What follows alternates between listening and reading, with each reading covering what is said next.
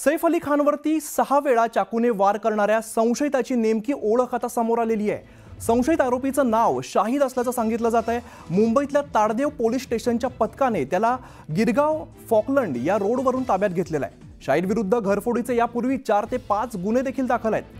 शाहिद हाच सैफ अली खानवरती हल्ला करणारा व्यक्ती आहे की नाही याची पुष्टी अद्याप मुंबई पोलिसांनी केलेली नाहीये।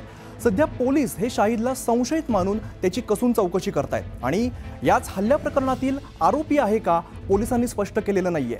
शाहिदचं मोबाईल लोकेशन 15 तारखेच्या रात्री सैफच्या घराजवळ आढळलेलं आहे।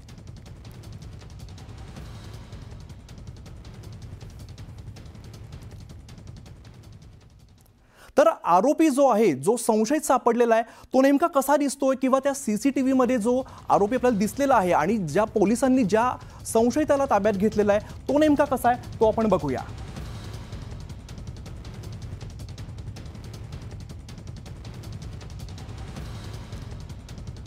तर आपण दृश्यांमध्ये बघतोय हा सैफ अली खानचं घर आहे आणि त्या घरात लिफ्टच्या बाजूला ज्या पायऱ्या आहेत त्या पायऱ्यांवरून हा आरोपी तो खाली जाताना आपल्याला दिसतोय। आपण वेळ जर बघितली साधारण 2:33 वेळ आहे आणि हा आरोपी जो आहे तो आपल्याला खाली जाताना दिसतोय।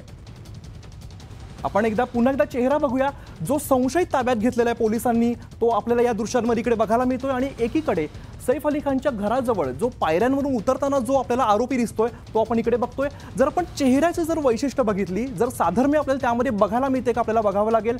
हे दोन्ही व्यक्ती एकच आहेत का हे आपल्याला बघावं लागेल। आपण जर चेहऱ्याचे जर फीचर्स बघितले, शरीरयष्टी बघितली तर ह्या दोन्हीमध्ये साधर्म्य असण्याची शक्यता आपल्याला बघायला मिळते। हेअरस्टाईल सुद्धा जर आपण बघितली तर या दोन्ही दृश्यांमध्ये, दोन्ही फोटोमध्ये खरं तर हेअरस्टाईल आपल्याला एकसारखीच बघायला मिळते।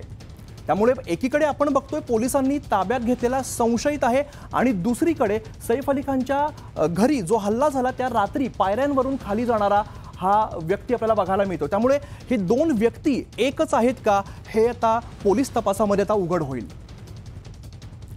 तर हा संशयित जो आहे तो ताब्यात घेण्यात आलेला आहे आणि त्या पायऱ्यांवरून खाली उतरणारा हा त्या रात्री साधारण 2:30च्या सुमारास, आपण इकडे वेळ बघितली तर रात्री 2:30च्या सुमारास पायऱ्यांवरून खाली उतरताना हा आपल्याला तरुण बघायला मिळतोय।